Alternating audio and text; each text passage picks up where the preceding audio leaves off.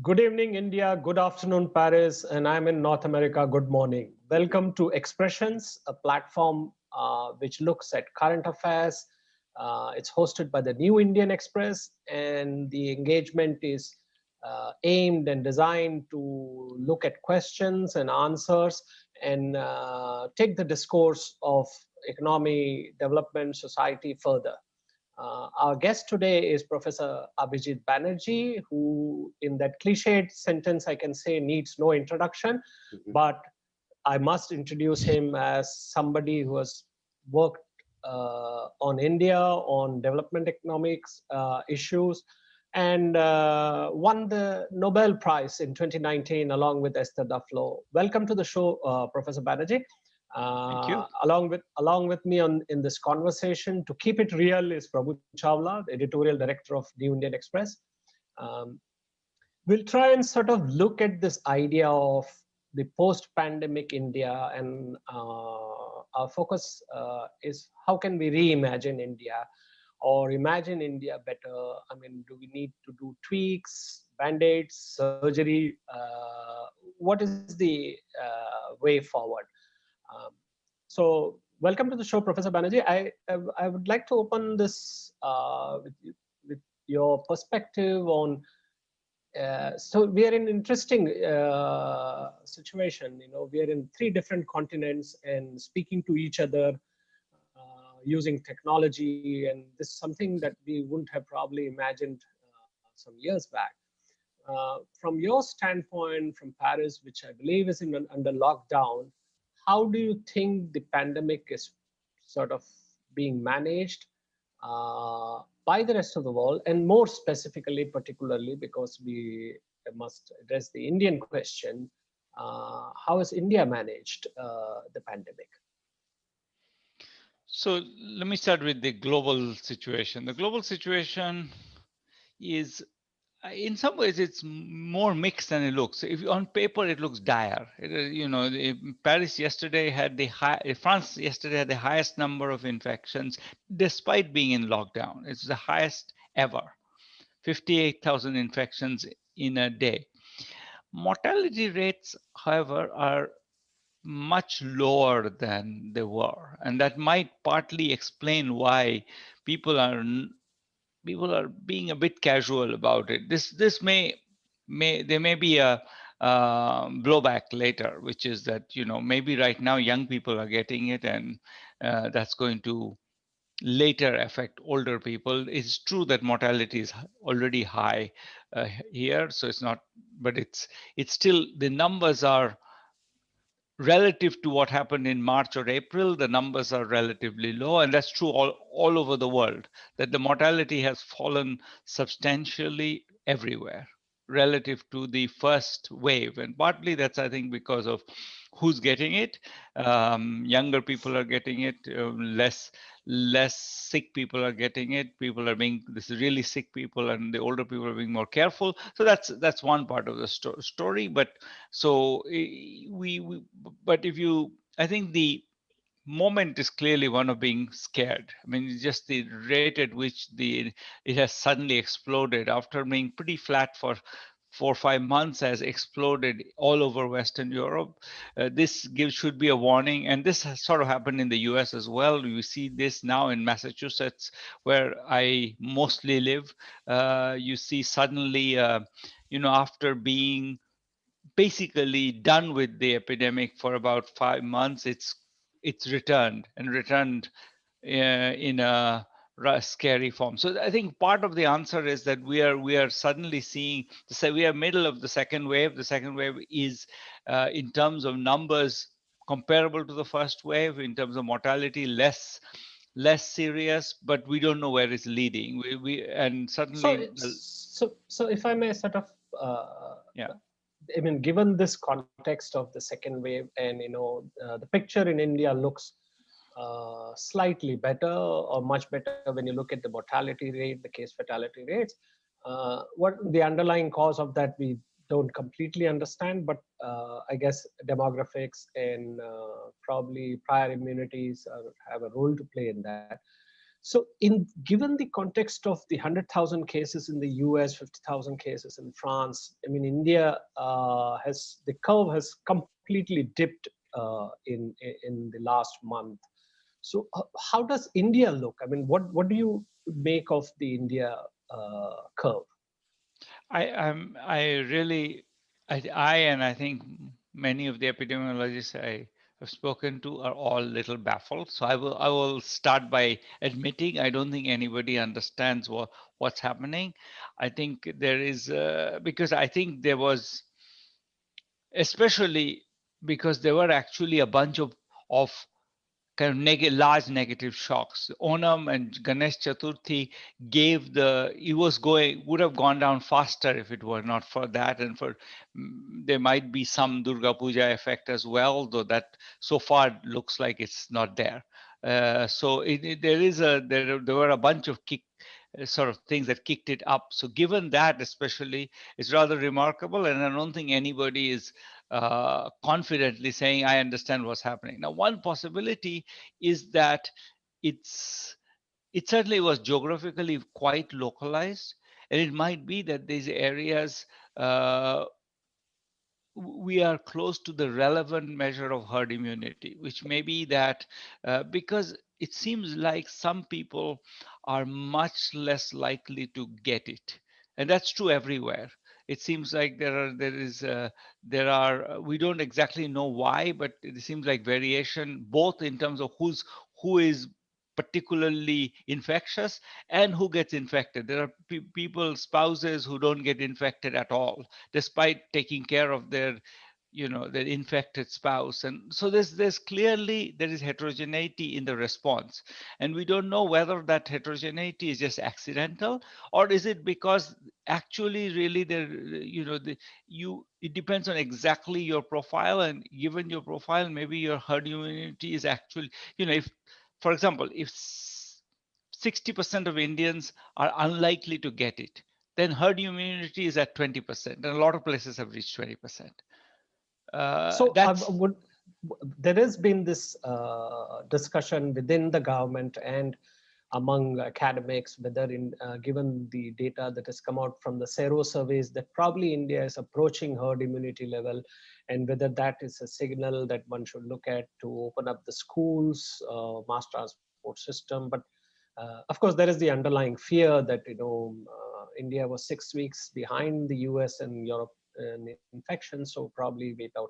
So, what would be an acceptable level of infection or herd immunity to sort of? I think the sero surveys are so small. I think one shouldn't do anything based on them. I mean, that's as I wanted to say.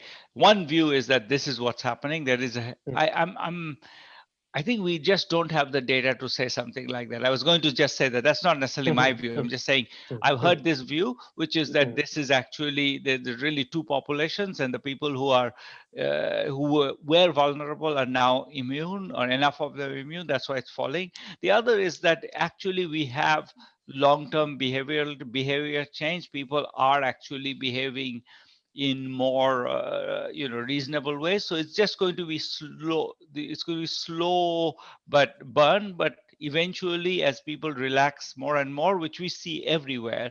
Especially I follow West Bengal quite a lot because I'm actually chair of the West Bengal COVID response policy committee. Oh, So that's a very interesting. I mean, that you're geographically distanced, but research-wise connected to yeah, Kolkata. not so No, much no, no. research wise, policy wise. Professor, I will intervene because this is only interesting point. Because Amit Shah was there today Yeah, speaking yeah, in West Bengal.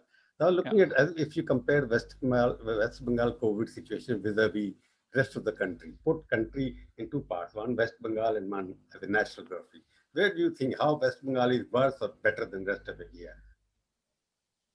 Well, I think right now West Bengal certainly has. It's rather remarkable that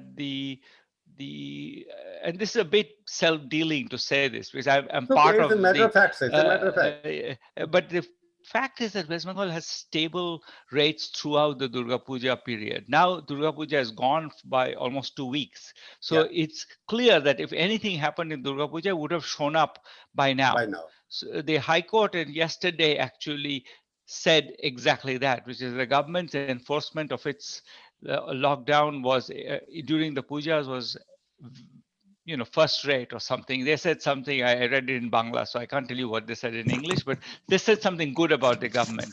But And mortality so, is still higher than the national average, isn't it? oh, the mortality is definitely higher than the national average, but And the it's positivity is also higher. but on the other hand, it's the Durga Puja had No impact. basically no effect.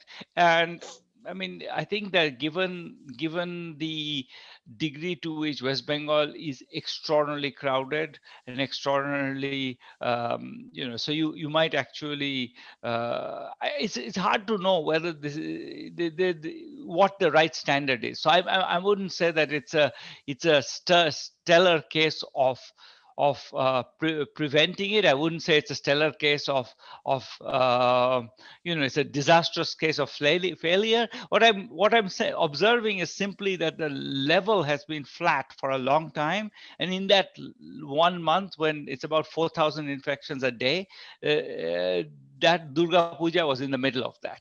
So but that's remarkable. That's a remarkable fact. Given the DP square, which is the density of population and density of poverty in both,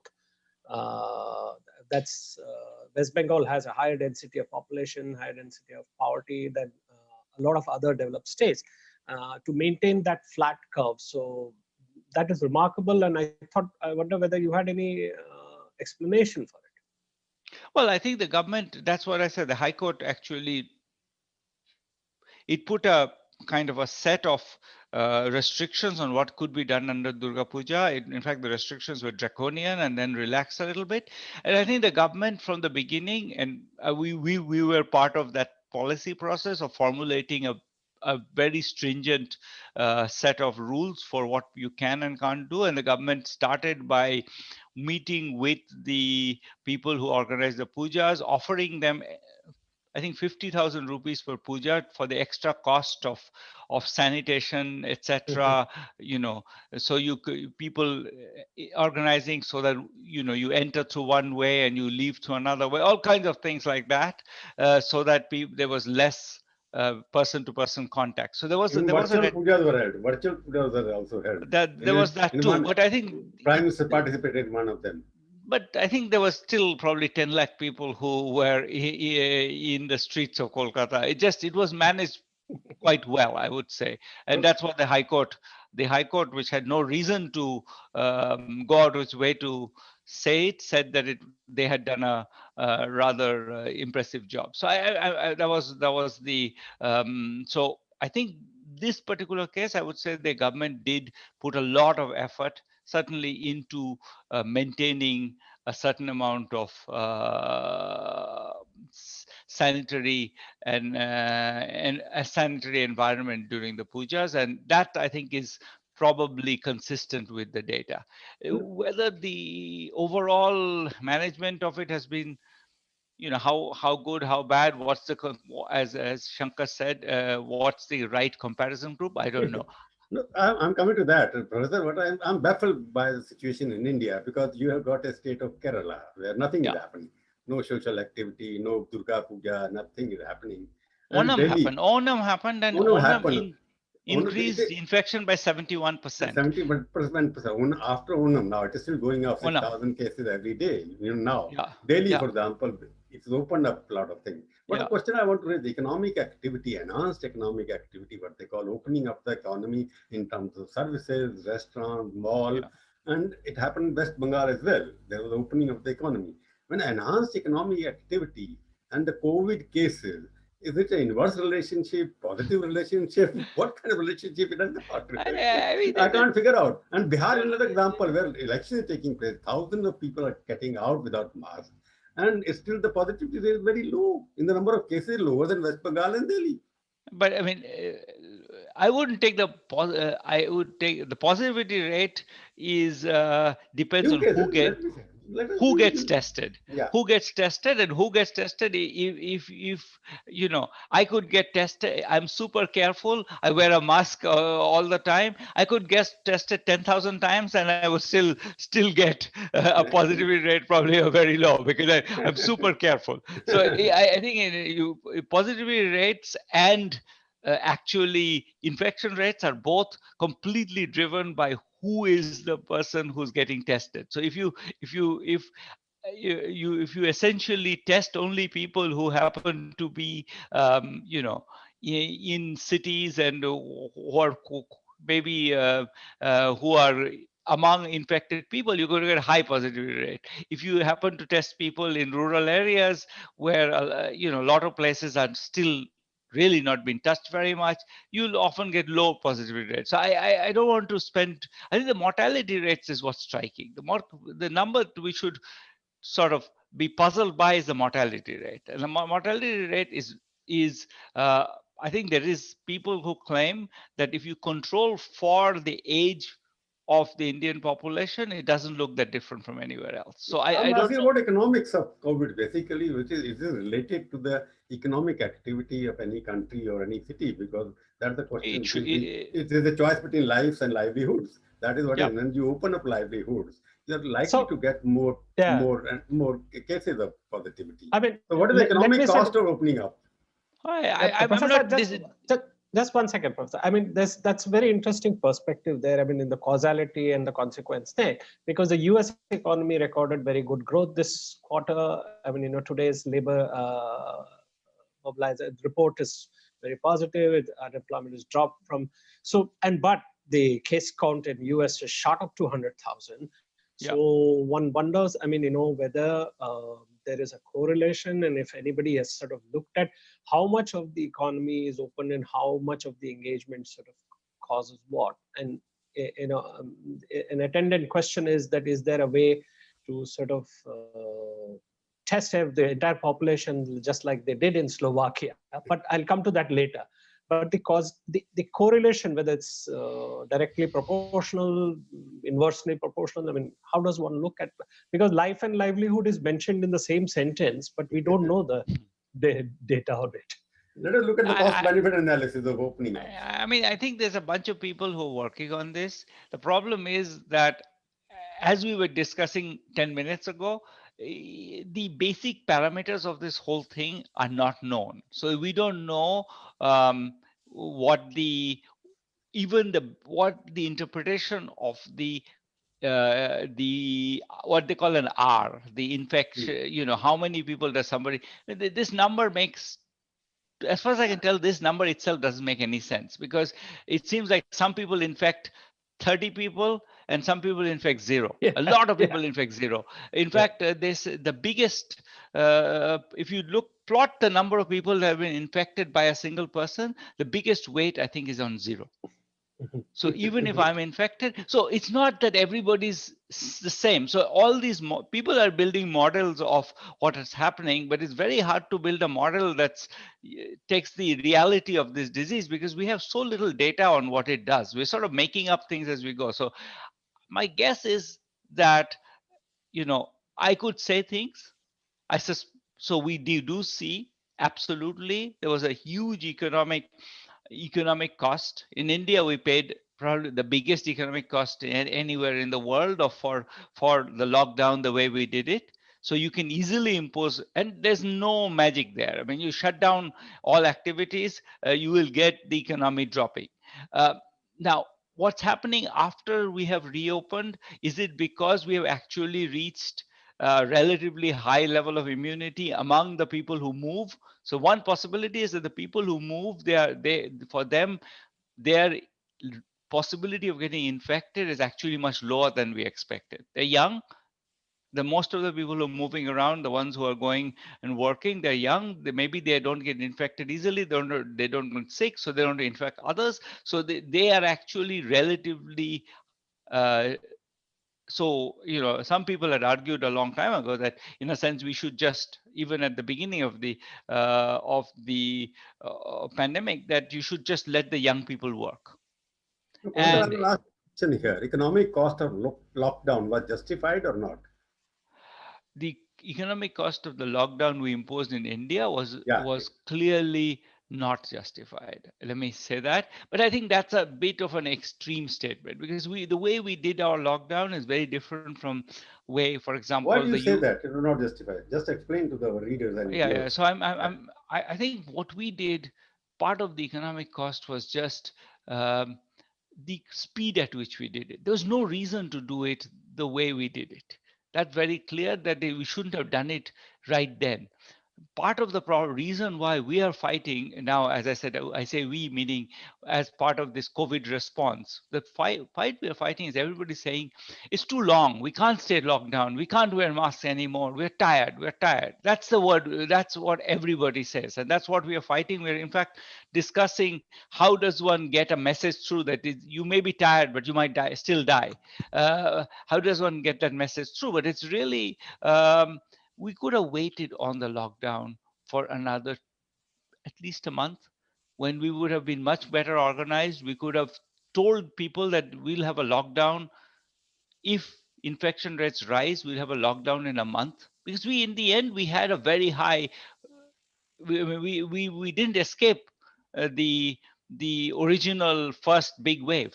We didn't See, escape it. Professor, I can flip the whole thing because after 7 months and 8 months now, you find the first, because of the lockdown which was imposed in India, you are now seeing that flat curve happening in India, and the Europe and rest of the world. It's not happening because some of them were very relaxed in terms of No, imposing lockdowns. it's not true. I think Europe, France, for example, imposed a much stricter lockdown than the US.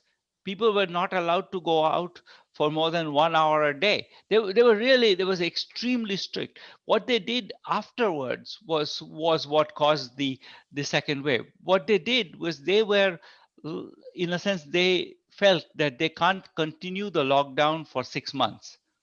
It's just not possible. So they basically let everything open. All the bars were open, all the parties were open, all the restaurants were open. As a result, predictably, it came back.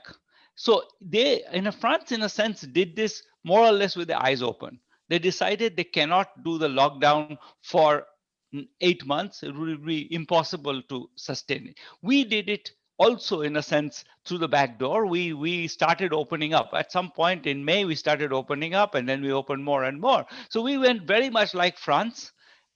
We are a bit behind, so we might still get our second uptick, as you were saying, Mr. Chawla. So I'm not. I think that what I'm saying is that I think the one thing we could have done differently is waited for the lockdown. Because there was no reason to lock down when you have 200 people infected. Because we didn't stop it. If we could have stopped So, it, then there would have been a good argument. But we didn't stop it. We got 1 lakh people infected and all that. So why take the actions, preemptive action? The preemptive action didn't help us. We could have organized the economy better. We could have told people, look, a lockdown is coming, stock up. The lockdown is coming, go home. The lockdown is coming, give people ration cards so that they can get rations in the city. Get people so that they are willing to continue in the economic system and are able to do so. So we could have been a bit more forward looking in the way we implemented it. I think that's the one thing I would say I'm pretty convinced of. I'm not much. Professor, there was a criticism of the current government because immigration was happening. Everybody was on the road, they were carrying their children and whatnot, Yeah. and about millions of people moved from one state to another. Yeah. The people who moved from one state to another, like Bihar and Odisha and West whatnot, Bengal. to the West Bengal, then you see the impact of migration in terms of COVID impact, in terms of number of cases, not proportionate to the number of people who moved from that place. In fact, after those people moved out of Delhi or Bombay, cases in these states have gone up. But cases in places where they moved to, their cases have not gone up. So that But criticism but against the government is not, doesn't find any foundation. I don't think, I think that particular criticism that this caused people moving, I would say the government the actually letting people move was not particularly part of the government's plan. They didn't actually Correct. plan that at all. So I Yeah. wouldn't say I wouldn't give them credit for it. I wouldn't punish them for it. That seems to me to be that they hadn't thought it through. What they did, in fact, But the lockdown itself is something that could have waited, my view. We could have waited 2 weeks, even a whole month, just told people that a lockdown is coming, then the businesses would have stocked up. When I need inputs, I will have it. I will, they could have created protocols so that people, which we did. We eventually, in May, we started opening up, but we were opening up just when the infections were exploding. That was seemed the wrong time to open up. We could have waited to to sort of start the whole thing 1 month later So instead of middle of, yeah, and that would so have been better. That's Professor, my, see, I'll say that. I'm loss of using a particular word. I'm just calling it. It's a conflict between biology and economics. Rather than people want to live without the fear of getting COVID, therefore economic activity has to be given some kind of a break. And there is another option that you must give the economic activity, which gives the people money. They get much more happier life, and they're able to afford medicine as well. Yeah. So there has to be balance between biological necessity of living longer and also happier with more money. What do But you suggest sometimes as a you model? do. Sometimes you get. We didn't prevent the explosion of the pandemic. We could, since we didn't do that, we could have waited. My view is that we could have waited. People would actually be more compliant now if the pandemic had started later. The problem now is people are becoming so tired of being compliant that you see this new wave in Delhi. I think this is a result of people just saying, look, we've been locked down for 6 months, 8 months now, and this is too much. We want to celebrate Diwali. We want to, party. I understand. I've been locked down all these months. I'm like stir crazy. I really go stir crazy. I go out, walk in the street for no good reason because I feel like, okay, at least it's going outside. I'm like locked inside the house forever and ever. So it's not. I feel that even psychologically. So I'm actually, Mr. Chawla, I'm trying to say you're right that there is a trade-off, but I think we picked a kind of a bad point on that trade-off. We could have waited a month. The economy would have been hurt less because things would have been more. Indians are very smart. They would have figured out a jugaad solution. They would have, some way of making things move. So the economy would not have collapsed 22 by 24%. Okay, I think, and we would have got the same pandemic. I don't think the pandemic would have been any different because we went to the world. We were world champions for a while. So I don't think that there is any reason to argue that we actually chose safety and we did it so well. We're not like Korea, which killed the pandemic in 3 weeks. We eventually ended up with a huge pandemic. So I'm only saying that I think we so could have done things better. Now, let me say one more thing, Mr. Iyer, which is that this is easier to say now that I have understand a bit more what happened. I understand why Mr. Modi did what he did, which is that this was a moment where nobody understood anything. And because every other country was locking down, we locked down too. So I don't want to blame him. I think dealing with a crisis like this, an unprecedented crisis which no one understands even now, I think this is difficult stuff, and I don't blame anybody for not quite getting it right. So I don't want to say that this is shows that the government has it all wrong or anything like that. I just want to say, you asked what's the trade-off, and I was saying there's no trade-off. You could have waited a month. In retrospect, we know that if we waited a month, nothing terrible would have We are happened. going back to the same. I'm asking another question because now Indian government and everybody, we see the figure. Economy is reviving in India faster than anywhere else. That is what we But see. it lost 24%. It will revive a lot. That's mechanical almost. You lose 24%. There's so much excess capacity. You're going to But revive.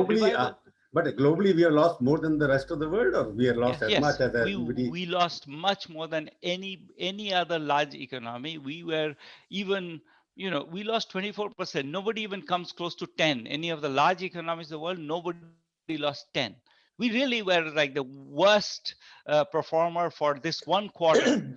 We were the But worst performer in big economies in the But world. now in the fourth quarter, you're seeing that it's picking up faster Yeah, than anybody else. but that's normal, right? You have excess capacity, it'll fill up. I'm good.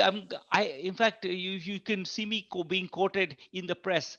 Would this be a permanent disaster? I said no. It's going to be a recovery. I was perfectly happy I'm perfectly happy to agree with you that this is a recovery. We predicted the recovery. We expected the recovery. It will happen. But we lost a year's growth. But This you, year we will as go back Modi to would say, zero.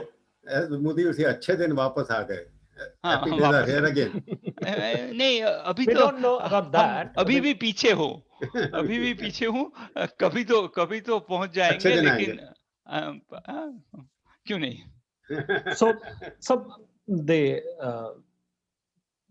this is a good segue to sort of, we know now the causality, causation, and consequence of what we did and how we could have sequenced and timed things better.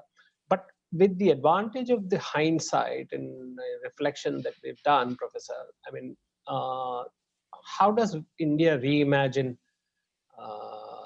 the future or redesign systems? The Finance Commission has sort of suggested, and some others have written that health be made a fundamental right. To me, that is quite an amazing thing that it has to be stated, because I mean, even by Adam Smith standards, healthcare is permanent and prior obligation of the state, any government. So how do you think, what should it, and you've done enormous work along with Esther, and I think Professor Angus Deaton, who's also a Nobel laureate, on the state of healthcare in India, particularly in the states. And how does India reimagine its healthcare? How does India reimagine the economic way ahead? I mean, we have done a lot of supply side changes, reforms, opening up agriculture markets and stuff. But as Mr. Chawla will jump in and say, that we haven't done much to revive demand, and where is the stimulus, and where are people have money in their hands? Okay, let me start by answering the second part, which is that Mr. Chawla and I are entirely in this same place on this. I've been saying the same thing, which is that we need to give money in the hands of poor people, and we I haven't done called it. it vitamin M. Yes, so I'm with you on that. I've said this also so many times that it's getting a bit tedious to repeat it. But so I won't. Let's go to the healthcare side. And the healthcare side is actually more complicated than you imply, Mr. Iyer, because at some level we already set up a system of what you might call universal healthcare. Okay, that's we a long time ago. We have sub centers within 1 kilometer of almost 95% of the population as a sub center.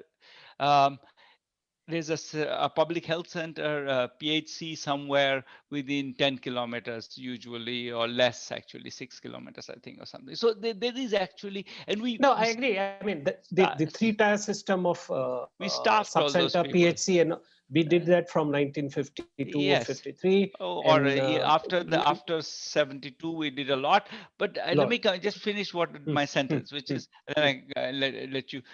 My point is that what is striking, and that's what Angus Esther and I wrote about, is people don't use it. They go to the local quack, and most of healthcare, really the majority of healthcare visits in India, are delivered by people who are not qualified to deliver healthcare. Okay, this is so we have created a system. The system, so instead, when we say, yeah, we should do more, etc., we should stop and think. We have already established a system. People already rejected that system. So we should start as a starting point. We need to understand what we did wrong before. I think it's easy to say the government should invest more in healthcare, but other than multi-specialty hospitals, or basically other than hospitals, very little of the government healthcare system is used. It's excess capacity. It's like you go to a PHC, there is the janitor is there, The doctor is gone because koi nahi aata hai. The nurse is gone, koi nahi aata hai. So and I've done this. This is a lot of my research from 20 years ago. So I've done this many times, and they're empty. No, they're unused. So we have to think through what it means to say we're going to reimagine public health in India. It's not a matter of just injecting more resources, because I think resources have been used. It just hasn't worked. We might need to rethink on whether it's a coupon based private service provider, something more extended than Ayushman Bharat.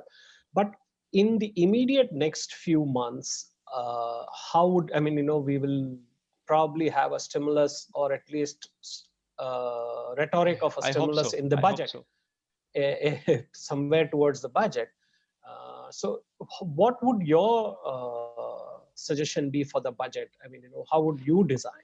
I mean, I think this is too long a question for the couple of minutes, but I'll say one thing, which is I think this idea of having a portable ration card is critical, and probably a portable ration card doesn't need to be matched with portable food. It needs to be matched with portable money. I think we built most of the pieces of it. This whole Aadhaar the based thing. Aadhaar based, and there are lots of things that failed yet in that system. But I think if I had to pick one priority, I would say 1 year of let's make the Aadhaar based bank DTP. bank linked Aadhaar based money transfer system work, because if it's a new pandemic, we can send people money.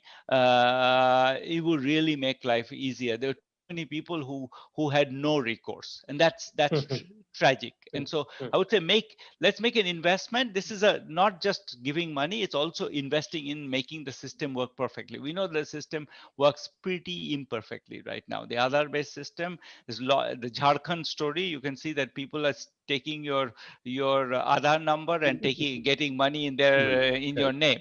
So we have to create a system which has enough checks and balances that it's real. It's not a sort of a pretend protection system. So I do think that we if I had to pick one thing to do, I would say take the next year and let's build an infrastructure that makes the world jealous. We can do it. We are pretty close to doing it. We can do it. Let's focus on that, an infrastructure for making transfers to people, and then we also give them money, because as Mr. Chawla said, there is a demand shortage. But I think building the infrastructure, I would say, I don't believe that there's infinite government capacity. So I think if I had to pick one thing, I would have picked that.